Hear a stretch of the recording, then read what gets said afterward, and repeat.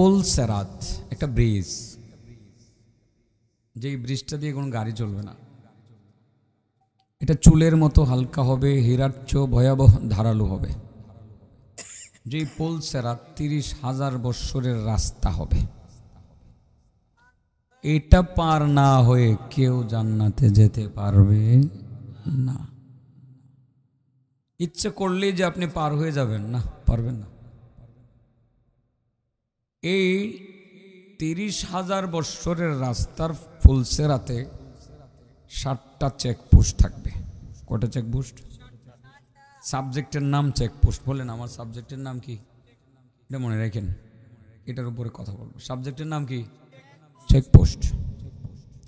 এই ফুলসেরাতের উপরে 7টা চেকপোস্ট থাকবে। 7টা চেকপোস্টের প্রথম চেকপোস্ট আপনি যখন অতিক্রম করবেন, সেখানে আপনাকে পুলিশ জিজ্ঞাসাবাদ করবে। সেই পুলিশগুলো কিন্তু আপনার মানুষ হবে না, তারা হবে ফেরেশতা।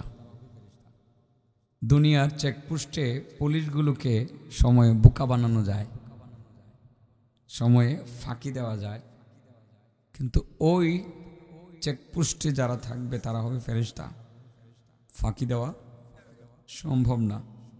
যেহেতু আমি আস্তে আস্তে কথা বলবো, আপনাদের একটা সুযোগ সৃষ্টি করে দিব, ফাঁকির একটা বাও করে দিব, টেনশন করেন না। বাও করতেছি আমি, কতক্ষণ মনোযোগ দিয়ে শুনবেন তো ইনশাআল্লাহ। শুনবেন মানে কতক্ষণ পরে না শুনে যাইতেন না, এমন ব্যবস্থা হইব। পরে চিন্তা করবেন যে এগুলো না শুনে যাইতাম না, ঠিক আছে না, মনে চাইতো না। আমার তো শুট টুট নাই, এমনি তো শেষ। এই সিজনে বলতে বলতে তক্ত হয়ে গেছে। এই জায়গাটাতে হাত দিয়ে মনে হয় যে একটা কার্ডের তক্তা অবস্থা, এরকম বুঝতেই তো পারতেছেন। তারপরেও আপনারা দোয়া করবেন, দেখি আপনাদেরকে চেক পোস্টগুলো নিয়ে আমি পার করে দিতে পারি। বাউ করতেছি, ফাঁকিবাজির বাউ করুম আজকে। প্রথম চেকপোস্টে যদি ধরা খান, দ্বিতীয় চেকপোস্টে যাওয়ার আগে জাহান্নামে ফেলে দিবে। কেউ যদি 3 নম্বর চেকপোস্ট 2 নম্বর চেকপোস্টে চলে যায়, প্রথমটা অতিক্রম করে, 2 নম্বরে গিয়ে যদি ধরা খায়, আর 3 নম্বরে যাইতে দেওয়া হবে না, এখান থেকে জাহান্নাম। এইভাবে 7 নম্বর পর্যন্ত যাবে। কয় নম্বর? কেউ 1 নম্বর থেকে জাহান্নামে, কেউ 2 নম্বর থেকে জাহান্নামে, কেউ 7 নম্বরে যাবে। 6টা পার হয়ে গেছে, আর একটু পার হইলেই কিন্তু জান্নাতে গেল গা, ঠিক আছে না? ওখানে গিয়ে যদি ধরা খায়, এটারে কি কয় আপনাদের দেশে? তীরে গিয়ে তরি ডুবে যাওয়া। তার মানে নদীর পারে গিয়ে নৌকা ডুবে যাওয়া। এত বড় নদী পাড়ি দিলেন, ভাই সাহেব একটু সামনে আগে বলুন, চেহারাটা না দেখলে ভালো। আপনি বলুন ভিজে গেলে, হ্যাঁ, কারণ আমার ধারণা ছিল আর 1 ইঞ্চি ভিজে গেলে আপনি নিচে পড়লেন, নইলে আমি তো দেখতেছি। ভাই সাহেব ঠিক আছেন তো? আর আধা ইঞ্চি উপরে আমি চেহারা দেওয়া লাগবো তো। চেকপোস্টের আলোচনা করতেছি আজকে। এটাকে বলে তীরে গিয়ে তরি ডুবে যাওয়া। আপনি 1 কিলোমিটার নদী পার হয়ে গেছেন গা, কারে নৌকাটা লাগবো 10 ফুট আগে নৌকাটা ডুবে গেল, কেমন কষ্টের কথা। আপনি 6টা চেকপোস্ট পার হয়ে চলে গেলেন, 7 নম্বরে গিয়ে যদি ধরা খান, কেমন যেন পারে গিয়ে নৌকাটা ডুবে গেল, তীরে গিয়ে তরি ডুবে গেল। বাংলাদেশের মানুষের ব্যাপারে আমার একটা অবজারভেশন, আমার ব্যক্তিগত অবজারভেশন, আমার মনে হয় বাঙালি 1, 2, 3, 4, 5, 6 নম্বর অনেকেই পার হয়ে যাবো, কিন্তু 7 নম্বরের মধ্যে গিয়ে বাঙালি 80% ধরা গেল। কত পার্সেন্ট? আমার ধারণা আপনারাও পরে যখন ব্যাখ্যা বলবো তখন বলবেন যে আসলে তো ঠিক বলছে। 80% বাঙালি মুসলমান 7 নম্বর চেকপোস্টে গিয়ে ধরা খাইব, তীরে গিয়া তরি ডুবাইয়া দিব, পারে গিয়া নৌকা ডুবাইয়া দিব, শেষ পর্যন্ত ওখান থেকে দুজখে যাইব, আর সামনের চেকপোস্ট অতিক্রম করে জান্নাতে যাওয়ার আশা করতে পারবে না। আমি আজকে চিন্তা করতেছি, যারা চেকপোস্টের ভিতর দিয়ে যাইবেন, এই 7 নম্বর চেকপোস্টে গিয়ে যাতে ধরা না খাওয়ান লাগে, ব্যবস্থা করে দিয়ে যাব। এরপরে আরেকটা ব্যবস্থা, ফাঁকিবাজির ব্যবস্থা করে দিয়ে যাব। আরেকটা আমল এরকম আছে, আল্লাহ রাসূল বলছেন, আমার উম্মতের কেউ যদি একটা আমল করতে পারে, তাহলে হেরার চেকপোস্টের সামনে দিয়ে যাওয়ানি লাগতো না। কেমনে যাইব? আচ্ছা বলেন, এখানে ধরেন প্রত্যেকটা পিলার একটা করে চেকপোস্ট, যদি পিছনের তিরফালের উপর দা যদি উইরা কেউ হেফারে জায়গা, এটা কি আমরা কেউ দেখবো? চেকপোস্টের আপনারা কেউ দেখবেন? দেখবেন না। আল্লাহ রসুল বলেন আমার কিছু উম্মত, আল্লাহু আকবার, আর এই জন্যই তো আমার নবী শ্রেষ্ঠ নবী, এই জন্যই তো শ্রেষ্ঠ নবীর উম্মত, আমরা শ্রেষ্ঠ উম্মত।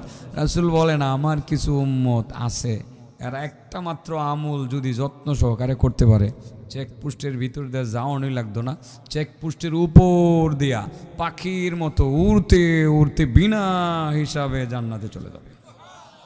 চেকপোস্টের পুলিশ নামের চেকার যারা, তারা বুঝতেও পারবে না কোন দিকে গেল গা, ফাঁকি। কি ফাঁকি? ফেরেশতারা গিয়ে বলবে কিও ভাই তুমি কেমনে আইছো? এই মুরব্বী আইসেন কেমনে? চেকপোস্টে তো দেখলাম না, ছবিও নাই, পিকচারও নাই, কোনো কিছু নাই, আইসো কোন দিক দিয়া? আপনি বলবেন আরে ভাই আল্লাহ আমরা রে পাখির মতো উড়াইয়া উড়াইয়া বিনা হিসাবে জান্নাতে পৌঁছাই দিছে, একটা আমল করছিলাম, এই জন্য তোমরা এই জন্য কোনো খবরই পাও নাই। যে আমলটা করলে চেকপোস্ট ছাড়া সমস্ত চেকারদেরকে ফাঁকি দিয়া আকাশপথে 1000 কিলোমিটার উপর দিয়া আকাশপথে পাখির মতো উঠতে উঠতে বিনা হিসাবে জান্নাতে চলে যেতে পারবো, সে আমলটা কি জানতে চাই কি চাই না? আজকে না আগামীকাল? নগদ না বাকি? এটাই কইতাম, ফাঁকিবাজির বাউ করে দিতেছি না। আসলে ফাঁকি তো না, এটা আল্লাহর বিশেষ দয়া, এটা বোঝানোর জন্য ফাঁকি বলতেছি, সৌন্দর্য না। আচ্ছা এমনিতে মাঝে মধ্যে মাহফিলে বসলে একটু মানে দু একটা কথা বলে একটু মজা করা আর কি, এটা আসলে ফাঁকিবাজি না, এটা আল্লাহর বিশেষ দয়া। এই দয়াটা আল্লাহ উম্মতে মুহাম্মদের করবো, আর কেউ করতো না। তাহলে আল্লাহ যে আমাদেরকে মুহাম্মদুর রাসূলুল্লাহর উম্মত বানাইছে, উপকার করছে না? আলহামদুলিল্লাহ কি বলা দরকার আছে না? আমরা যে মুহাম্মদুর রাসূলুল্লাহর উম্মত, শ্রেষ্ঠ নবীর শ্রেষ্ঠ উম্মত, এত দামি নবীর উম্মত, সেই নবীর উপরে কি দুরূদ পড়া দরকার আছে না? বলেন সাল্লাল্লাহু আলাইহি ওয়াসাল্লাম, সাল্লাল্লাহু আলাইহি ওয়াসাল্লাম, সাল্লাল্লাহু আলাইহি ওয়াসাল্লাম। দুরূদ পড়বেন, এই জায়গাতে কিপটামি করেন না। মোটামুটি সাবজেক্টটা বুঝছেননি? আর চেকপোস্ট তো অনেকেই বোঝে না। আর মিয়া রাত্রের বেলা যখন রাস্তা দিয়ে যাইবেন, দেখবেন পুলিশে দুই দিকে দুটো বক্স দিয়া লিখা দিছে পুলিশ চেকপোস্ট, থামুন। যাইবার সময় গাড়ি চেক করে, মাঝে মধ্যে আমার গাড়িও, এই চাচা আইবো তো, আবার আইবো আইবো স্যার ফেসাব করে আইবো, আইবো, কারণ চেকপোস্ট তো এটা পাখির মতো উড়াইয়া দিমু, এটা না হইন না আমার চাচা যাইতো না, টেনশন করেন না, আইবো। আমি বুঝতেছি বুড়া মানুষ, ওনার একটু দরকার হয়েছে, আটকে রেখেন না। কি জন্য বলছিলাম? ওই যে চেকপোস্টে পুলিশ আমাদেরকে চেক করে, রাতে যখন ফিরি না যাই না, পুলিশ কিন্তু আমাদেরকে ধরে চেক করে, আর দরকারও আমি হেল্প করি, আমাদেরকে আটকেলে আমি বলি ওকে আপনি আমাকে চেক করতে পারেন, কারণ আমার এইরকম লেবাস ধরে অনেকে হিরোইনের ব্যবসা করে, গাঁজার ব্যবসা করে, ইয়াবার ব্যবসা করে, তো তাদেরকে সহযোগিতা করা দরকার আছে না? হ্যাঁ সহযোগিতা করি, আমি বরাবরই বলি আপনি দেখেন চেক করেন। তো অনেক সময় আমাদের চেহারা দেখে আর বেশি করে না, মাঝে মধ্যে যেদিন কোনো ইনফরমেশন থাকে এদিন করে। তো এই যে চেকপোস্টগুলো আছে না, এই চেকপোস্টগুলো বাংলাদেশের পুলিশের চেকপোস্টগুলো, এগুলো কিন্তু ফাঁকি দেওয়া সম্ভব। কেমনে?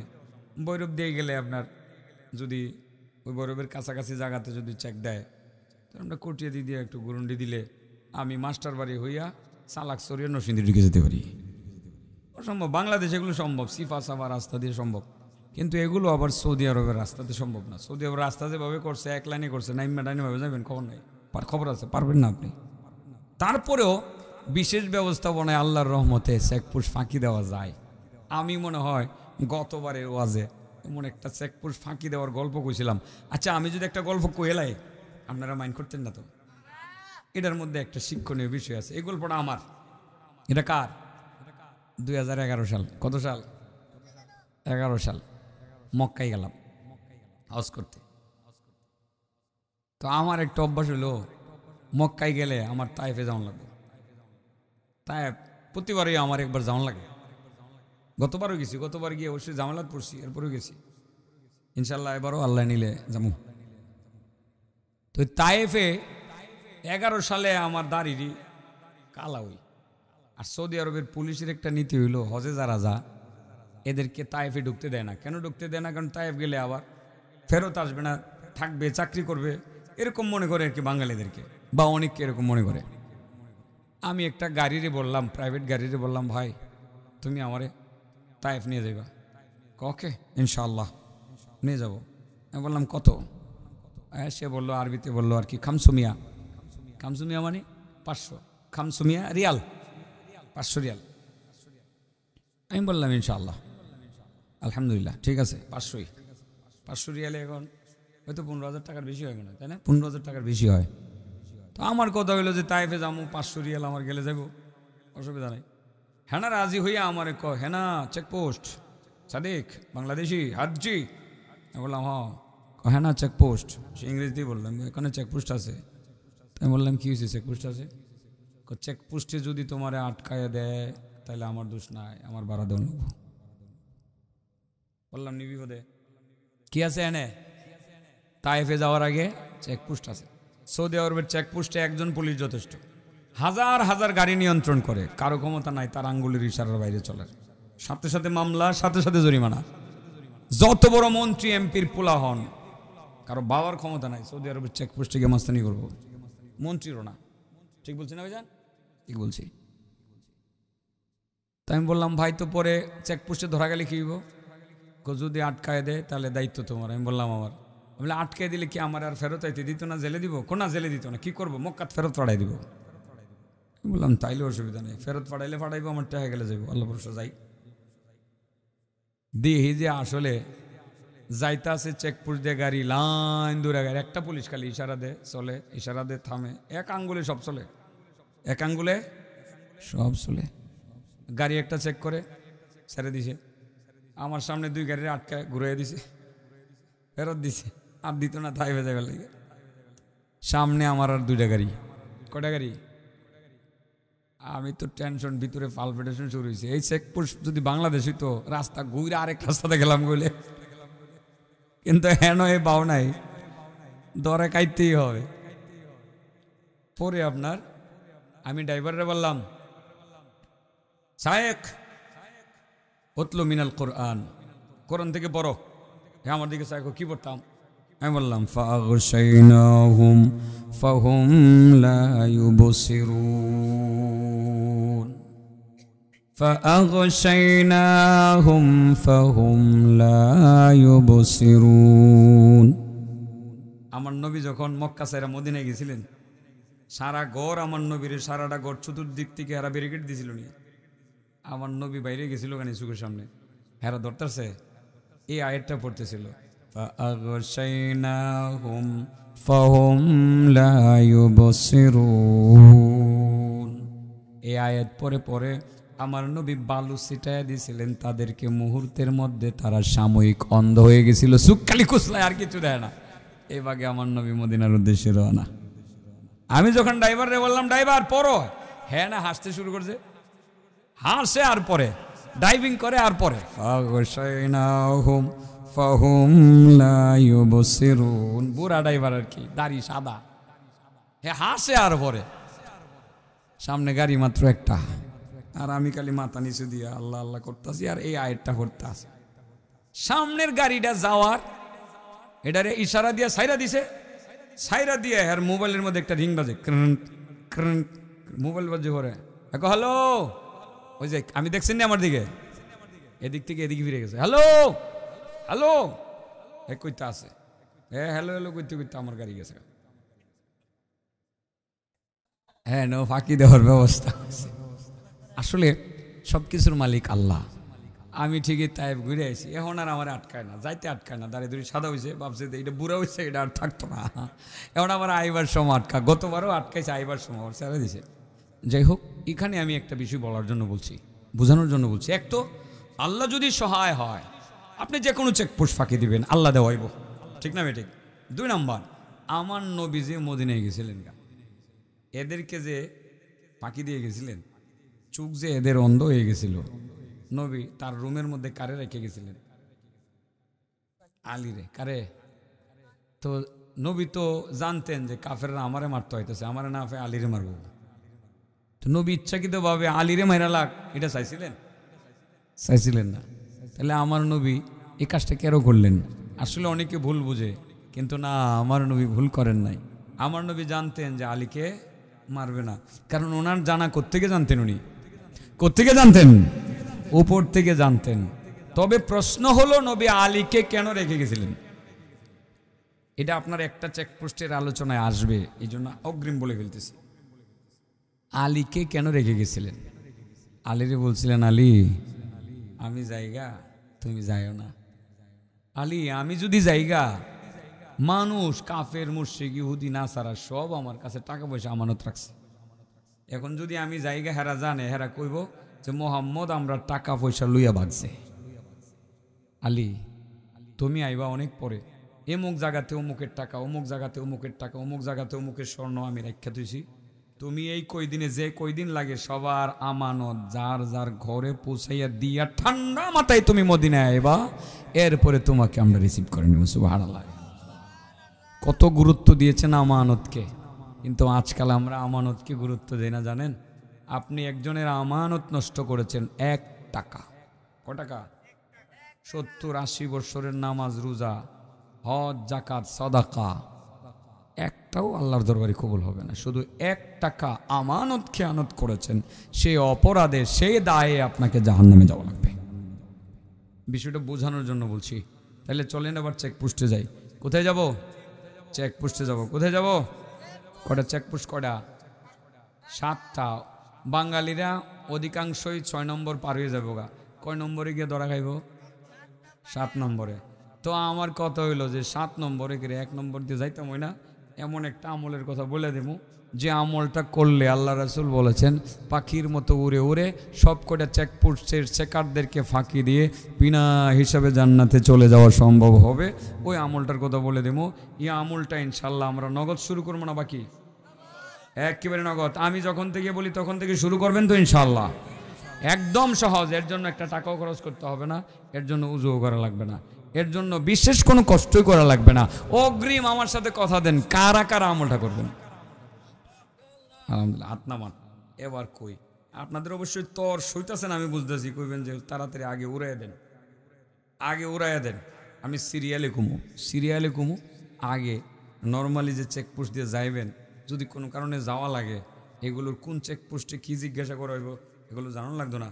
আমার যদিও 1 নম্বর 2 নম্বর 3 নম্বর থেকে নিয়ে 6 নম্বর পর্যন্ত আগ্রহ কম, আজকে 7 নম্বরটা আমার আগ্রহের ভিতরে আছে, এটা আমাকে বলতেই হবে। এটা বললে পরে উড়াই দিব। 7 নম্বরে কারা ধরা খাইব, কোন লোকগুলো ধরা খাইব, কেন ধরা খাইব, এটা নিয়ে আমার একটু না বললেই নয়। 1 নম্বর চেকপোস্ট।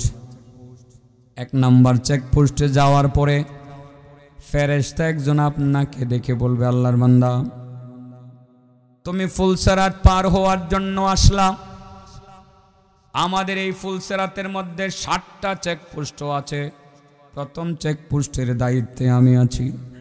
আল্লাহর বান্দা তোমাকে আমার প্রশ্ন করার বিষয় আছে, আমি তোমাকে জিজ্ঞাসা করব, উত্তর যদি সঠিক হয় তোমাকে 2 নম্বর চেকপোস্টে যাওয়ার অনুমতি দেওয়া হবে, আর যদি উত্তর সঠিক না হয় 1 নম্বর চেকপোস্ট থেকে তোমাকে জাহান্নামে ফেলে দেওয়া হবে। ও বান্দা, প্রশ্ন, তুমি ইমানের কালিমা সম্পর্কে তোমার কোনো ধারণা ছিল কিনা? কালিমা জানোনি, তোমার ইমান আসিল নি? যদি আপনি ওই সময় বলতে পারেন লা ইলাহা ইল্লাল্লাহু মুহাম্মাদুর রাসূলুল্লাহ সাল্লাল্লাহু আলাইহি ওয়াসাল্লাম, আপনি ওই কালিমাটা শুদ্ধ করে সুন্দরভাবে যদি উচ্চারণ করে ফেরেশতারে শোনায় দিতে পারেন, ওই ফেরেশতা বলবেন আল্লাহর বান্দা 1 নম্বর চেকপোস্ট পার হওয়ার জন্য এতটুকুই যথেষ্ট। তুমি 1 নম্বর চেকপোস্ট অতিক্রম করো, প্রায় 4,500 বছরের রাস্তা, তুমি আরও বেশি রাস্তা তুমি অতিক্রম করে 2 নম্বর চেকপোস্টে চলে যাও। মুহূর্তের মধ্যে আপনি, সেকেন্ডের মধ্যে আপনি, মুহূর্তের মধ্যে আপনি 2 নম্বর চেকপোস্টে চলে যাইবেন। তাহলে 1 নম্বর চেকপোস্টে কি জিজ্ঞাসা করা হবে বাবা? কালিমা। সেই কালিমা জানার দরকার আছে না নাই? আমার মনে হয় এটা পারবো, আমার দেশের মানুষ কালিমাটা বাইরে লাইব আমার দেশের মানুষ। তারপরেও এই কালিমাটার বেশি বেশি অনুশীলন করা দরকার। লা ইলাহা ইল্লাল্লাহ, লা ইলাহা ইল্লাল্লাহ, লা ইলাহা ইল্লাল্লাহ, লা ইলাহা ইল্লাল্লাহ, লা ইলাহা ইল্লাল্লাহু মুহাম্মাদুর রাসূলুল্লাহ। এই কালিমার জিকির সাল্লাল্লাহু আলাইহি সাল্লাম, এই কালিমার জিকির একটু বেশি বেশি করণ লাগবো 1 নম্বর চেকপোস্টটা পার হওয়ার জন্য, নাকি? করবেন নি কালিমার জিকির? আপনারা তো আবার কই বইবেন লা ইলাহা ইল্লাল্লাহ মুহাম্মাদুর রাসূলুল্লাহ, এই কালিমা একসাথে পড়ুন যেত। আধুনিক হুজুররা আছে এখন এই কালিমাটা বলে শিরিক, এটা বলে শুদ্ধ না। লা ইলাহা ইল্লাল্লাহ মুহাম্মাদুর রাসূলুল্লাহ বলে একসাথে কোন যেত না। আধুনিক হুজুররা কয় আর কি, হইনেন না? আর হাদিসে আছে, সহিহ হাদিসের মধ্যে আছে, অনেকগুলো হাদিসে আছে। আমার আর দলিল দেওয়ার দরকার নাই এগুলোর, এটুকু বলে গেলাম। বাপ চাচা সবাই এই কালিমা পড়েই মুসলমান হয়েছে, সাহাবা একরাম এই কালিমাই পড়ছে, আমরাও এই কালিমাই পড়ছি, নতুন করে আর কালিমা শেখার দরকার নাই, ঠিক না বেঠিক? লা ইলাহা ইল্লাল্লাহু মুহাম্মাদুর রাসূলুল্লাহ। আর এই কালিমাটা আপনার ফুলসেরাতের 7টা চেকপোস্টের 1 নাম্বার চেকপোস্ট পার হওয়ার মাধ্যম। শুধু এটাই না, এটা পড়লে শুধুমাত্র আপনি এই বেনিফিটটা পাবেন, শুধু এটাই না, বেনিফিট তো আরও আছে। কোনো মুসলমান যদি বিশ্বাস করে, আল্লাহর উপরে ইয়াকিন রাখে, ঈমান রাখে, সওয়াবের আশায় যদি এই কালিমাটা একবার উচ্চারণ করে, তার 50 বছরের জিন্দেগির সমস্ত সগীরা গুনাহ আল্লাহ মাফ করে। কত বছরের? তুমি তো কইবা বয়স হয়েছে মাত্র 32, কত হয়েছে? 35। আমি 3 বছর কম কইছি। বয়স হয়েছে মাত্র 35, তো 50 বছরের গুনাহ হই নাই, মাফ হইব কেমনে? প্রশ্ন ঠিক আছে না? একবার পড়লে 50 বছরের গুনাহ মাফ হইব, তাইলে 10 বার পড়লে 500 বছরের গুনাহ মাফ হইব। আমার চাচা কইব আমি 10 বার পড়লে আমার 500 বছরের গুনাহ হই নাই, তো মাফ হইব কোত্থেকে? প্রশ্ন ঠিক আছে না চাচা? এমন প্রশ্ন আপনারা যেমন আমারে করবেন, আমার নবীরও সাহাবায়ে কেরাম করছিলেন। মান ক্বালা লা ইলাহা ইল্লাল্লাহ গুফিরা লাহু যুনুবু 50 সানা। যেই ব্যক্তি একবার লা ইলাহা ইল্লাল্লাহ উচ্চারণ করবে, তার 50 বছরের জিন্দেগির সমস্ত সগীরা গুনাহ আল্লাহ মাফ করে দিবেন। একবার পড়লে যদি 50 বছরের গুনাহ মাফ হয়, 10 বার পড়লে 500 বছরের গুনাহ মাফ হওয়ার কথা। নবীর সাহাবী একজন দাঁড়িয়ে গেলেন, কিলা ইয়া রাসূলুল্লাহ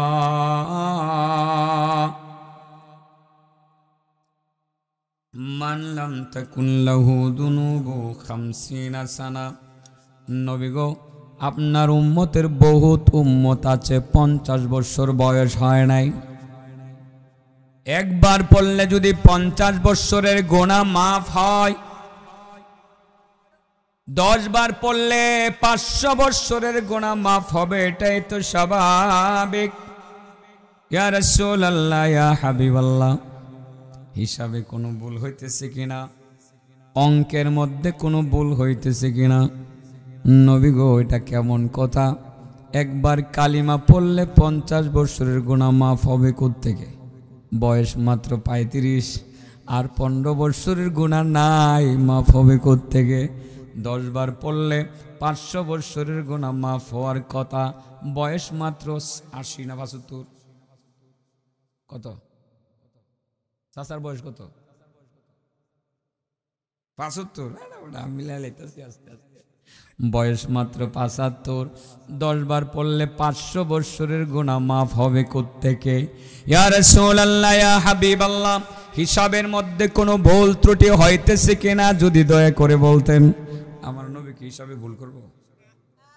উনি অঙ্কলে আবার কোর্সেরই হই, আপনাদের হাই স্কুলের বিচ্ছি স্যারের কাছ থেকে অঙ্ক পড়ে নেই, ঠিক আছে না? আমার নবী অঙ্ক শিখছে কার কাছ থেকে? এমন কোনো জ্ঞান নাই যেই জ্ঞান আমার আল্লাহ তার নবীরে দিছে না। সুবহানাল্লাহ কয়। দুনিয়ার কোনো হেডমাস্টারের, বিচ্ছি স্যারের কাছে, পণ্ডিত স্যারের কাছে অঙ্ক শিখেন নাই আমার নবী। আমার নবীর আল্লাহ শিখাইছে। আমার নবী যা বলতেন ওহির মাধ্যমে আল্লাহর কাছ থেকে জেনে শুনেই বলতেন। কোরআনে আল্লাহ বলেন, ওমা ইয়ানতিকু আনিল হাওয়া ইন হুয়া ইল্লা ওয়াহয়ুন ইউহা আল্লামাহু শাদীদুল কুওয়া যু মিররাতিন ফাস্তাওয়া ওয়া হুয়া বিল উফুকিল আলা সুম্মা দানা ফাতাদাল্লা ফাকানা ক্বাবা কাউসাইনি আও আদনা فأوحى إلى عبده ما أوحى। আল্লাহ বলেন আমার নবী হাওয়ার উপরে কোনোদিন কোনো কথা বলেন না। আমি আল্লাহ ওহির মাধ্যমে জানিয়ে দিলে পরে আমার নবী কথা বলেন, এর আগে বলেন না। সুবহানাল্লাহ। চাচা শেখ পুষ কয় নম্বরে গিয়ে বাঙালি ধরা খাইব বেশি? 7 নম্বরে। কয় নম্বরে? 1 নম্বরে কি জিগাইব? কালিমা জিগাইব। বাকিটা কইতাছি। আর যদি মনে করি ফাঁকি দিয়া ওই যে আসমানের উপর দিয়া বিনা হিসাবে জান্নাতে যামুগা, কয়টা আমল করা লাগবো? এটা কইছি।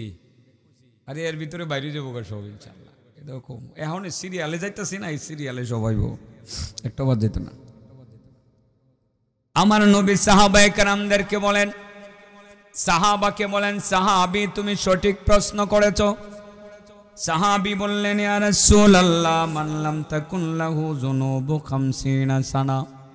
ওগো নবীজি, ওগো আল্লাহর নবী, আপনি বললেন একবার কালিমা উচ্চারণ করলে 50 বছরের জিন্দেগির গুনাহ মাফ হয়। বোঝা গেল 10 বার পড়লে 500 বছরের গুনাহ মাফ হবে। নবী গো, আপনার উম্মতের মধ্যে বহুত উম্মত আছে বয়স এখনো 50 হয় নাই, 50 বছরের গুনাহ মাফ হবে কিভাবে?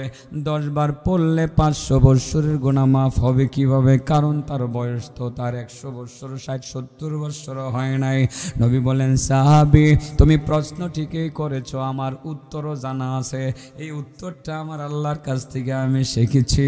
ও আমার সাহাবা মনে রাখো, ও আমার বন্ধুরা তোমরা মনে রাখো, প্রশ্ন ঠিক আছে। 10 বার পড়লে 500 বছরের গুনাহ মাফ হবে। তোমার বয়স যদি, কারো বয়স যদি 70 হয়, তার 70 বছরের গুনাহ মাফ হবে। আরো 430 বছরের গুনাহ কোত্থেকে মাফ হবে? সুম্মা লিওয়ালিদাইহি, তারপরে তার বাবার গুনাহ থেকে মাফ হবে। সুবহানাল্লাহ বলেন। তারপরে তার মায়ের গুনাহ মাফ হবে। এরপরেও যদি থাকে তার দাদার গুনাহ মাফ হবে, দাদির গুনাহ মাফ হবে। এরপরেও যদি কালিমা শরীফ পড়ে আত্মীয় স্বজনের গুনাহ মাফ হবে। এরপরেও যদি এই কালিমার জিকির করে এলাকাবাসী মুসলমানদের গুনাহ মাফ হবে। এরপরেও যদি এই কালিমার উচ্চারণ করে পুরা দেশের মুসলমানদের গুনাহ মাফ হবে। এরপরেও যদি এই কালিমা পড়ে সারা পৃথিবীর মুসলমানদের গুনাহ মাফ হবে। সুম্মা লিআম্মাতিল মুসলিমিন, সারা পৃথিবীর সমস্ত মুসলমানদের গুনাহ থেকে মাফ হইতে থাকবে। এটা এমন কালিমা, এই কালিমা বাংলাদেশ থেকে উচ্চারণ করলে আমেরিকার মুসলমানের গুনাহ মাফ হয়। এটা এমন কালিমা, যেই কালিমা বাংলাদেশ থেকে পড়লে সৌদি আরবের মুসলমানদের গুনাহ মাফ হবে। অনেক দামি কালিমা। এই কালিমা যদি বেশি বেশি ধরে নিলাম আমরা বাঙালি 6টা পার হয়ে যাবো, 7 নম্বরে গেলাম গা। এই ভালো করে শুনো, এটা আমার বলা দরকার, দায়িত্ববোধের ভিতর থেকে বলছি, ভালোভাবে মনে রাখতে হবে কথাটা। সবাই মনে রাখবা, যুবকরা আমারে মহব্বত করে আজকে আনছো, তোমাদের প্রতি বিষয়টা বেশি গুরুত্বপূর্ণ। আমি আজকে আমার প্রোগ্রাম ছিল সেই মোহনগঞ্জ, সেই প্রোগ্রামটা 1 সপ্তাহ আগে তাদের হাতে পায়ে ধরছি, আরও আগে মনে হয়। আমার স্বাস্থ্যটা কুলাইতেছেন, এদিন কণ্ঠ দেখতেছেন না আপনারা, জার্নি করতে করতে কথা বলতে পারি না। তো মোহনগঞ্জের লোকজনকে ফোন দেওয়া, ভাই কইছি ভাই তোমরা ফাওড়া কাছে পেলে ফাওয়া ধরলাম বলে, আমার জানটা দিত না, এত দূর আয়া যায়া একদিন যাওয়া আর একদিন আওয়া, পারতাম না ভাই, তোমরা আমার একটু আল্লাহর হস্তে মাফ করে দাও। পরে হারা মাফ করে না, পরে বহুত রিকোয়েস্ট করে মাপটা লইছি, মাপ লইয়া পরে যেই মাপ লইয়া ছাড়ছি এই মাত্র আপনাদের এই মাহফিল থেকে ফোন দিয়ে বুঝি। পরে চিন্তা করলাম এটা কাছে আছে, কইরা যাই তার মোগা বাড়িতে, আচ্ছা এটা রাইখা দিই। তাও ধরছে আমার এক বন্ধুরে ধরছে, এরা আমার এক বন্ধুরে দিয়ে ফোন দেওয়া হয়েছে। দিলালপুর মাদ্রাসার তো হুজুর আইসা গেছে একজন শফিক ভাই, শফিক ভাইয়ের লগের আরেকজন সঙ্গী আছে আকরাম ভাই। এই আকরাম ভাইরে ধরছে, এই আকরাম ভাইরে দুইটা পরে এডিটটা লইছে। আমি এদের মহব্বতে আছি বাট্টা, আমার মনে আছে বাট্টা আমি 10-15 বছর 10-12 বছর আগে বাট্টায় আমি একাধিকবার বয়ান করেছি। বাট্টা এই কটিয়াদি অঞ্চলে আসমিতার পরে বাট্টা আসছি আমি সবার আগে। এই বাট্টা কিন্তু আমি আগে আসছি কটিয়াদি থানার মধ্যে। বাট্টাতে মনে নাই যুবকরা কোন জায়গাতে আয়োজনটা করছিল, টানা 2 বছর আমি এসেছি, হ্যাঁ যাই আসছি, আমার মনে আছে। এই জন্য বাট্টার দাওয়াতটা আমি রেখা দিয়েছি। আজকে তোমরা মহব্বতে আইছি, 7 নম্বর চেকপোস্টের কথাটা তোমরা সারা জীবন মনে রাখবা, সারা জীবন মনে রাখবা, এটা কিন্তু ভোলা যাবে না। তোমাদেরকে লক্ষ্য করে আমি 7 নম্বর চেকপোস্টের কথা বলছি। চেকপোস্ট টার্গেট পয়েন্ট 7 নম্বর চেকপোস্ট টার্গেট পয়েন্ট কত? আর মুরব্বীদেরকে তো উড়াই দিব, আর কষ্ট করে যাই জামালা চিকন এই ছোটো চিকন মানে চিকন চিকন পুলের উপর দিয়ে মুরব্বীরা ভাড়াইতাম না, আর উড়াই ভাড়াই দিব। কেমনি উড়াই ভাড়াবো? উড়াই দিব ইনশাল্লাহ। রেডি না? 7 নম্বর চেকপোস্ট পর্যন্ত বাঙালি অনেক চলে যাবে, অনেক চলে যাবে 7 নম্বরে। 7 নম্বরে যাওয়ার পরে ফেরেশতা দেখবো তো সবাই পড়ছে। ফেরেশতা তো পুলিশ, পুলিশ না মানুষ, পুলিশ না ফেরেশতা পুলিশ, ফেরেশতা পুলিশ। গেলে 7 নম্বরে গেলে জিজ্ঞেব কিরে ভাই তোমার নাম কি? আমার নাম আব্দুল্লাহ। তোমার নাম আব্দুল্লাহ? দেখেন প্রশ্নটা কি, তুমি দুনিয়াতে কি নিজে নিজেই গেছিলা নাকি কোনো মাধ্যমে গেছিলা? মাধ্যমে গেছিলাম। কার মাধ্যমে? বাবা মায়ের মাধ্যমে। বাপের নাম কি? অমুক। মায়ের নাম কি? অমুক। যেই বাপ মা এর উসিলায় সুন্দর পৃথিবী দেখছিলা, যেই বাপ মার উসিলায় সুন্দর পৃথিবী দেখছিলা, যেই বাপ মার উসিলায় তুমি এত কিছু কামাই করেছো, এত কিছু খেয়েছো, এত কিছু পড়েছো, এত নাজ নিয়ামত ভোগ করেছো, সে বাপ মার সাথে সম্পর্কটা তোমার কেমন ছিল? আপনি যদি মিছা কথা কয়ে এলান, ও বন্ধু তুমি যদি মিছা কথা কয়ে এলাও, যদি মিছা কথা কয়ে এলাও যে না আমার বাপ মার আমি খেদমত করছি, আমার আল্লাহর কাছে রেকর্ড আছে, ওই ফেরেশতার কাছে রেকর্ড আছে, মিথ্যা কথা বলার কোনো সুযোগ নাই। ওই জায়গাতে বাঙালি 80% মনে হয় ধরা গেছে, 80%। তুমি তো বলতে বাধ্যই বা ভাই ফেরেশতা মা বাবার লগে আমার সম্পর্ক ভালোই ছিল, কিন্তু আমার বাপ মার লগে 2023 সালে আমার একটা সম্পর্ক খারাপ হয়েছিল, মায় বড় ব্যথা পাইছিল, আব্বায় বড় ব্যথা পাইছিল। কি নিয়ে ব্যথাটা পাইছিল? আমি ওই যে ফেব্রুয়ারি মাসের 14 তারিখ ভ্যালেন্টাইন্স দিনই ওই দিনে কোট্টাদি বাজারে একটা লইয়ে গিয়ে ফুল আদান প্রদান করছিলাম, বিশ্ব বেহা দিবস পালন করছিলাম। এটার লগে আমার মোবাইলে পরিচয় হয়েছিল। পরে খাতির হইতে হইতে হইতে হইতে পরে এটার সাথে আমার বৈবাহিক সম্পর্ক হয়ে গেছে। আমার বাপ মা রাজি ছিল না। কথার কথা মানে একটা কথা বলতেছি, মা বাবা অসন্তুষ্ট অর্থ অনেক কারণ থাকতে পারে, আমি বোঝানোর জন্য বলছি যে এটা লইয়া আমার মাও আমার প্রতি খুশি ছিল না, আমার বাবাও খুশি ছিল না, মারেও জিগাইছি না, বাবারও না জিগাইয়া আমি বিয়াটা করছিলাম। শেষ পর্যন্ত আমার এই বউটা গ্রামের বাড়িতে না গিয়েই আমারে কয় যে না আমি গ্রামের বাড়ি থাকতাম না, তোমার মার লগে আমি থাকতাম না, তোমার বাবার লগে আমি থাকতাম না, আমারে যদি রাখতে চাও কটিয়াদি পৌরসভার ভিতরে সুন্দর একটা বিল্ডিং ভাড়া করে আমারে রাখুন লাগবো, তাইলে আমি থাকবো। এরপরে বাধ্য হইয়া ভাই ফেরেশতা আমি আমার মারে গ্রামে রাইখা বউরে খুশি করবার লাগে আমি কটিয়াদি এসে পড়ছি। মার খোঁজখবরও বেশি লইতারছি না, বাবার খোঁজখবরও বেশি লইতারছি না। মাঝে মা মাঝে মধ্যে কান্দা কান্দে ফোন দিছে, বাবা মাঝে মধ্যে কান্দা কান্দে ফোন দিছে। মা বাবার মনে একটা কষ্ট গিয়েছিল গা এদিন, এই একটা কষ্ট আমি দিয়ে লাইছিলাম। ফেরেশতা কইবে বাড়া তুমি এটা স্বীকার করো আর না করো, তোমার এই স্ক্রিনের মধ্যে সিসি ক্যামেরার ফুটেজে সব আছে, তুমি কেমনে তোমার মারে কষ্ট দিছো, কেমনে তোমার বাবারে কষ্ট দিছো, সব তো তোমার ঠিক আসিল। 6টা চেকপোস্ট পার হয়ে আইসে পড়ছিলা, তীরে আইসা তোমার তরিটা ডুবাইয়া দেওয়ার বাউ করলা, একটা ধাক্কা মাইরা যে দুজকে ফালাইয়া দিব আর এখান থেকে ওঠার কোনো ক্ষমতা থাকতো না। এবার বলেন 7 নম্বর চেকপোস্টে ধরা খাইব কারা? মা বাবার অবাধ্য সন্তানেরা। বলেন কারা? মা বাবার অবাধ্য সন্তানেরা। বন্ধুরা, যুবকরা, ওয়াজ মাহফিলের আয়োজন করেছো, বেশ করেছো, খুশি হয়েছি। তোমরা আজ থেকে এই সবকটা নিবা যে আজকের এই মাহফিল 2024 সালের জুন মাসে মানে মার্চ মাসের 5 তারিখের মাহফিল থেকে আমাদের গুরুত্বপূর্ণ শিক্ষা হলো আজ থেকে আমরা যুবকরা কেউ মাকে কষ্ট দেব না, বাবাকে কষ্ট দেব না, মা বাবার সাথে বেয়াদবি করব না। যদি করি তীরে গিয়ে আমাদের টরি ডুবে যাওয়ার যথেষ্ট আশঙ্কা আছে, সেখানে গিয়ে আমাদের দুজকে যাওয়াই লাগবে। আমাদের নামাজ রোজা হজ জাকাত সবগুলো তো বইলা চেকপোস্ট অতিক্রম করেছিলাম, একটু আমাদের কোনো কাজে আসলো না। শেষ সময়ে এই জায়গা থেকে ধরা খাইলাম। এই জন্য আমরা ধরাটা খাইতে চাই না, আমরা মা বাবার খেদমত আজ থেকে করবো ইনশাল্লাহ। ঠিক আছে তো বন্ধুরা? কারা কারা মা বাবারে খুশি রাখবা হাত উঠে দেখাও। আল্লাহ তুমি কবুল করো। আমার ওয়াজটা আমার করতেছি চালাক বেটা, এটা চালাক, এই বেটার কেন এইটা চালাক বাউ করতে চাষ, আমরা বাউ করে দিব। যারা মা বাপ না হেরা মা বাপের খুশি করবো হাত নামান। কেমনে বাউ করতাম চাষ? আপনার মা বাপ আছে, আপনার মা বাপের কেমনে খুশি করবেন এটা বাউ করে দিতাম নি? আচ্ছা, এটাও দিতাছি আলহামদুলিল্লাহ। আসলে চালাক লোক না থাকলে তো ওয়াজ বাইরে আয় না। আমার তো বাইরেতে না, তারপরে জোর করে বাইর করতেছি। রাহেন আমি উড়াই দিতেছি, আর 5 মিনিটের ভিতরে উড়াই দিব, টেনশন করেন না, উঠেন না কেউ। এরপরে যদি আমার মুরব্বীরা কেউ বলেন তো বলবেন, উড়াই দেবো, এই চেকপোস্টও পার করে দেবো, এরপরে উড়াইও দেবো ইনশাল্লাহ। মনে আসেনি পাখির মতো উড়াই কাড়াই উড়ে উড়ে কারা কারা জান্নাতে যাবো গা? এটা কইছি এটাও করতে আসি। সম্ভব, অসম্ভব কিছু না। এই 7 নাম্বার চেকপোস্টে ধরা খাবে পিতা মাতার অবাধ্য সন্তানেরা। কারা?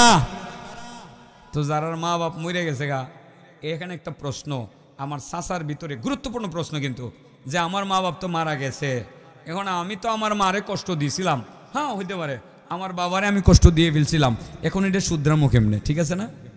হ্যাঁ, এই প্রশ্নটা যে আমার চাচা আমারে করছে, ঠিক এরকম একটা প্রশ্ন একজন সাহাবী আমার নবীর করছে। দেখছেন নি কারবার? তাহলে আমার নবী কি কইছিল কয়ে দেই। বনু সালমা গোত্রের এক সাহাবী এসে নবীকে বলছেন, ইয়া রাসূলুল্লাহ ইয়া হাবিবাল্লাহ আল বাকিয়া মিন বিররি আবাওয়াইয়া শাইউন আবাররুহুমা মিন বাদি মাউতিহিমা। ইয়া রাসূলুল্লাহ ইয়া হাবিবাল্লাহ, আমার মা নাই, আমার বাবা নাই, বাবা থাকতে বাবার কদর বুঝি নাই, মা থাকতে মায়ের কদর বুঝি নাই। সত্যি, কিন্তু আমরা নালায়েক, মা বাবা থাকতে কদর বুঝি না, গেলে কান্দি। মা বাবা থাকতে বুঝি না, যাওয়ার পরে কান্দি। ও বাবা, একদম বাস্তব কথা, একদম বাস্তব কথা। থাকতে আমরা মা বাবার কদর বুঝি না, মারা যাওয়ার পরে চোখের ফানি ফালাইয়া ফালাইয়া কান্দি। আমি এটা কেমনে কইলাম? আচ্ছা কথা কইছি না, আমি নিজে তো এরকম আছিলাম। আমার বাবা থাকতে বাপের এত দাম দিয়েছিল, এখন প্রত্যেক দিন কান্দি। সত্যি প্রত্যেক দিন বাবার জন্য দোয়া করি, আর চিন্তা করি আজকে যদি আমার বাবা থাকতো, ঘন ঘন খবর নিতাম, বাবাকে অনেক টাকা পয়সা দিতাম যে আব্বা আমার টাকা আছে, নেন, কি লাগবে আপনি নেন। তখন আসলে এতটা বুঝি নাই, টাকা পয়সা কিছু কিপটামিও করছি, থুয়ে দিয়েছি, বাবারে দেয় নাই। এখন নিজেকে অপরাধী মনে হয়।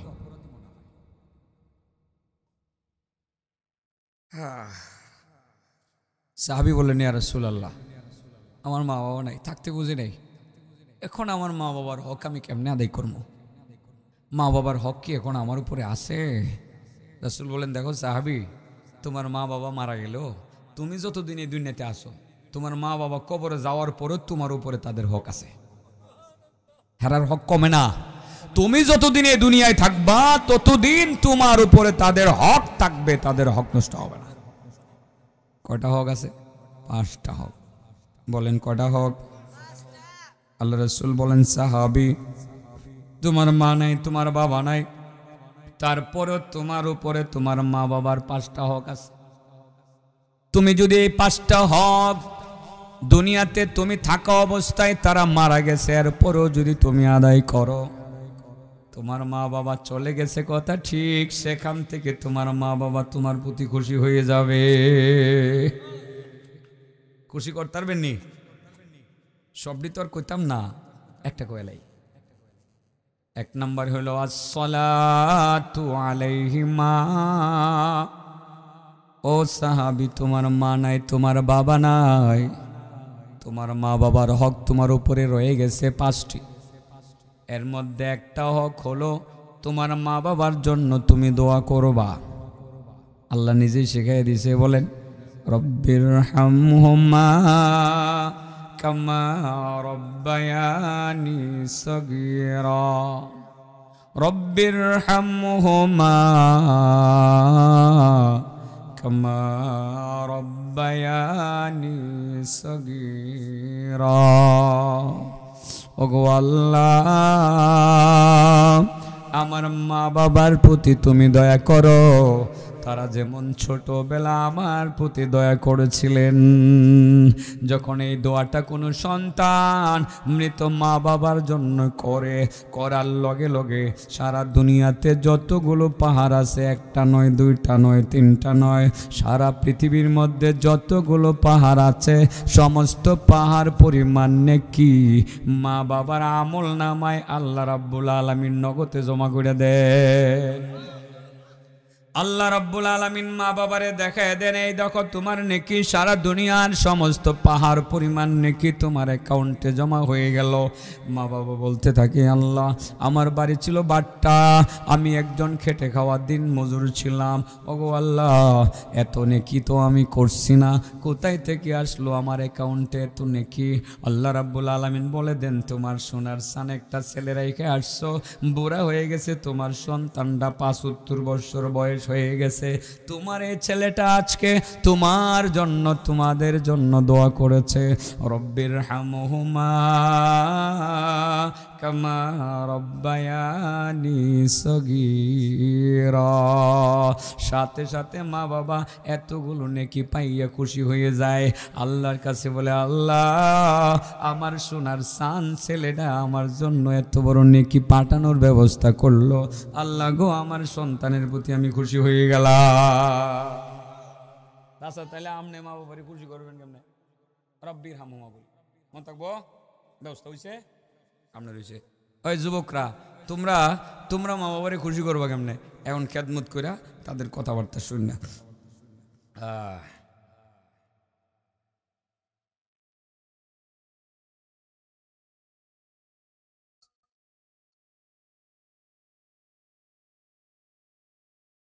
আবার কি আমার বাপ জন্মে উচিত না? হ্যাঁ বাবা, আমাদের কালিমার জিকিরটা কি? এর বাইরে আর দরকার নাই। কইছে আলী মুশকিল কুশা লা ইলাহা সৈনানি করো তুমি আসানি আব্দুল কাদের জিলানি। কি এটা আমার কালিমা, কোন জিকির? আব্দুল কাদের জিলানি আল্লাহর ওলি, ওনার জন্য দোয়া করুন, ঠিক আছে না? ওনার মতো হওয়ার চেষ্টা করুন, এটাই তো। তো ওনার নামে জিকির করা দরকার আছে। আমি পাইছি টাইছি না এগুলো কোনো কোরআন কিতাব পাইছি না। কেউ যদি কোনো বাতি নিয়ে এলে আমি পাই তাহে সুখ বুঝা যদি তার সব আসে, এটা আরেক জ্ঞান, এটা আমি জানি না, এলে আবার আমি করছি না। অতএব আমি জানি না এটা কোন জগৎ মনে হয় আমার ছেলে আবার বেশি করছে যে এটা করে। আস্তাগফিরুল্লাহ আল আযীম। এত সুন্দর কালিমা থুইয়া, এত সুন্দর কোরআন থুইয়া, জিকির থুইয়া, তসবিহ থুইয়া, দুরুদ থুইয়া, এগুলো নবীর তরিকার বাইরে এগুলো বাদ শুনবেন এগুলো কোনোদিন? জিকির কি লা ইলাহা, দুরুদ কি সাল্লাল্লাহু আলাইহি ওয়াসাল্লাম, এগুলো চলবে। আস্তাগফিরুল্লাহ, সুবহানাল্লাহ, লা ইলাহা ইল্লাল্লাহ, আল্লাহু আকবার, লা হাওলা ওয়ালা কুওয়াতা ইল্লা বিল্লাহ, এগুলো চলবে। এগুলো চলবে না, ঠিক আছে না? চলবে। হ্যাঁ ডাইরেক্ট এটা কোনো লইরা সরে না, একেবারে ডাইরেক্ট শিরিকিটা। আল্লাহ মাফ করো। ঠিক আছে, আলহামদুলিল্লাহ, ভালো। আল্লাহ হেদায়েত দান করুক সবাইকে। যারা ভুল পথে আছে এদেরকে আমাদের বুঝাইতে হবে না। আচ্ছা যাই হোক, প্রশ্নের মাঝে দিয়ে, আলোচনার মাঝে দিয়ে আইসা গেছে, সাবজেক্ট ভুলে গেছেন কেন? তো 7 নম্বর চেকপোস্টে আমার ধারণা মতে কতজন ধরা খাইব? 80%। এই ধরা যে খাইব 7 নম্বর চেকপোস্টে কারা? পিতা মাতার অবাধ্য সন্তানেরা। কারা? বিষয়টা ক্লিয়ার? তাইলে আজকা বন্ধুরা তোমরা ধরা খাইতা না আমার কথাটা শুনলে। চাচা তো ধরা খাইতো না, রব্বির হাম হুমা কই লাগবো, ঠিক আছে না, কারণ মা বাপ গেছে গা। তো তোমরা আজকে কেমনে মুক্তি পাইবা এই ঝামেলাটা থেকে? তোমরা কেমনে মুক্তি পাইবা বন্ধুরা? আজকে রাত্রে বাড়িতে গিয়ে আম্মু আর জীবনে তোমার কথার বাইরে যাইতাম না, মা মাফ করে দিও। আব্বারে আমার কই মাফ করে দিত। বাপে তো শুনছে পিছন থেকে হুন না, কই কিরে আমার ফুতে রে কি কয়, এই বুড়ি ফুত কি কইছে, খুশি বাপে খুশি, ফুতে কইছে আর উল্টা পাল্টা চলতো না। বাপে কাশিকে কফুত কি খাইবা কো, আগামীকাল বেতন পাবো, একটা সাইকেল কিনা দেবো তোমারে, কি খুশি বাপ। মারে আর বাপের একটা কথা বললে তুমি খুশি করলা, আল্লাহু আকবার। জীবনের সব দুঃখ কষ্ট মা বাবা ভুলে গেল। আর তুমি কি পরিমাণ নেকি কামাই করলা জানো নি? 7 নম্বর চেক পুষ্ট তুমি পার হয়ে যাইবা, ওই নেকি কি পরিমাণ কামাই করলা। একটি কথা বলে মারে আর বাবারে খুশি করলা, তুমি 2 লক্ষ বছরের নফল ইবাদতের সওয়াব কামাই করলা। আজকে ইনশাল্লাহ মা বাবার লগে আপুষ্ট হইতো ইনশাল্লাহ, তাহলে 7 নম্বর চেক পুষ্টে আর ধরা খাওয়ন লাগতো। এবার চাচা পাখির মতো উইরে উইরে যাবো গেটা, হেঁটেই তো কইতাম। ভাবছিলাম আধা ঘন্টা 40 মিনিট করে সাইরালামও, কিন্তু মুরব্বীরা বৈশা রয়েছে, কারণ 1 ঘন্টার কমে আর কইয়া ফারলাম না। আমার সত্যি সত্যি শ্বাসকষ্ট, বুকে ব্যথা হইতাছে, গলা দিয়ে আওয়াজ আয় না, কি কিছু অনুমান করতেছেন নি আপনারা? ব্যথা লাগে, ডুব গিলতে সমস্যা হইতেছে, অসুবিধা হইতেছে। তারপরে কষ্ট হইলো, একটু উড়াই দেই। আল্লাহু আকবার। রেডি সবাই? রেডি? এবার উড়াল দেওয়ার জন্য রেডি হইবেন। রাসূল করিম সাল্লাল্লাহু আলাইহি সাল্লাম বলেন, হাসরের মাঠে আমার একদল উম্মত চেকপোস্টের ভিতর দিয়ে যাইতো না, এরা আকাশ পথে চেকপোস্টের উপর দিয়ে উড়তে উড়তে বিনা হিসাবে পাখির মতো জান্নাতে চলে যায়। ফেরেশতারা গিয়া কইব, কিও কই থেকে আইছো? ছবি দি চেকপোস্টে নাই, কম্পিউটারে তোমাদের ছবি নাই তো, পিকচার নাই, আইলা কেমনে? আমার নবীর উম্মতেরা কইব, আরে ভাই আমরা পাখির মতো উঠতে উঠতে জান্নাতে চলে এসেছি চেকপোস্টের উপর দিয়া। আরে ভাই কিসের গুণে, কিসের বদৌলতে এত সম্মান অর্জন করলা? আল্লাহ আমরার একটা আমল করার তৌফিক দিয়েছিল। কি আমল? ও ভাই, রমজান মাস আইবার 2 মাস আগ থেকে রোজার প্রস্তুতি নিতাম। রমজান সামনে, আমি কি অন্য ওয়াজ করবো? রমজানই তো করবো, বুঝেন না গেলে ঘুরে গেলে তো লাস্টে রমজানই ঢুকবো, কথা বলছেন না? রমজানের 2 মাস আগ থেকে রমজানের প্রস্তুতি নিতাম। রমজানটা আইলে একমাত্র আল্লাহরে খুশি করার জন্য রমজানের রোজাটা রাখতাম। আমাদের এই রোজা আমাদেরকে যাবতীয় পাপ থেকে মুক্ত রাখছে, আমরা কোনো পাপ করি নাই। এই আল্লাহরে খুশি করার জন্য যে রোজা রাখছি, আল্লাহ এই রোজার প্রতি খুশি হইয়া, রোজার কারণে আমাদের প্রতি খুশি হইয়া চেকপোস্টের উপর দেয়া পাখির মতো উড়াইয়া উড়াইয়া বিনা হিসাবে জান্নাতে পৌঁছাইয়া দিছে। এটা উড়াল দিবেন কি কি কেমনে? রোজা রাখা না রাখা? সামনে রোজার মাসে রোজা রাহন তো। এই যুবক যারা মাহফিলের আয়োজন করছো, রোজা রাহন না রাহন? আতুড়ে দেন চেন্দি কেটা কেটা রোজা রাখবেন। আল্লাহ তুমি কবুল করো। বাবা 7 নম্বর চেকপোস্টে ধরা খাবো কাটা, যারা মা বাপের কথা শুনে না। মনে আছে নি কথাটা? একবার কালিমা পড়লে কয় বছরের সগিরে গোনা মাফ হয়? 50 বছরের। আলহামদুলিল্লাহ মোটামুটি তো সবাই বুঝা লাইছে কথাগুলো, ঠিক আছে না? মোটামুটি বাড়িতে লয়ে যাওয়া যাবে তো? আচ্ছা, মাহফিল কর্তৃপক্ষর কোনো অভিযোগ যদি না থাকে, একটা অনুমতি চাই। অনুমতিটা হইল, একটা ছেলে সাবেক ইমাম অসুস্থ, কিশোরগঞ্জ থেকে মৌলানা হাবিবুর রহমান যুক্তিবাদী, আজকে দুপুরে আমার ফোন দিছে যে শাহজালাল হাফেজ শাহজালাল নামে একটা লোক যাইব ভাই, সে বড় অসুস্থ, তার গলায় প্রবলেম, গরিব মানুষ, আপনার অনুমতি দিলেই কম, গরিব মানুষ ভাই, এর চিকিৎসার জন্য কিছু টাকা পয়সা যদি করে দেন। আমি কই ভাই আপনি চিনেননি? চিনি। ওই যে শাহজালাল, এ আয়া হাত মিলাইছে আর কি, পরিচয় দিছে। এখন যদি অনুমতি দেন, এর গলার চিকিৎসাটা মনে হয় ইদানিং কয়েকবার আমি ব্যক্তিগতভাবে একবার করছি না যে কথা ঠিক না, করছি, আমিও করছি। এর চিকিৎসাটা শেষ চিকিৎসা, ডাক্তারে অনেকটা অপারেশন গলায় লাগবো, তো কিছু টাকা পয়সার আরও শর্ট আছে। আপনারা যদি হাবিজ সাহেবের একটু হেল্প চাই, যদি আমি, আপনারা যদি কিছু মনে না করেন, ভাই চাওয়ার অনুমতি আছে নিকুন? মাহফিল তো এটা মাহফিল কর্তৃপক্ষের একটা মনের চাহিদা আছে। এই হাবিব ভাই ফোন দিয়েছে আমার আজকে দুপুরে ছেলেটার জন্য। অনুমতি আছে যুবকরা? হ্যাঁ, যদি আপনারা কিছু দিতে চান, অনুমতি থাকলে আমি কমো, অনুমতি আছে তো বাবারা, আপনারা দয়া করে একটু পকেট থেকে বাইর করে ছেলেটারে 100-200 টাকা যা আছে, যুবক একটু যাও, তাইলে একটু যাও যুবকরা, তোমরা দ্বারা তার চিকিৎসাটা হয়ে যাক, একটু হাবিজ সাহেবের চিকিৎসাটা হয়ে যাক।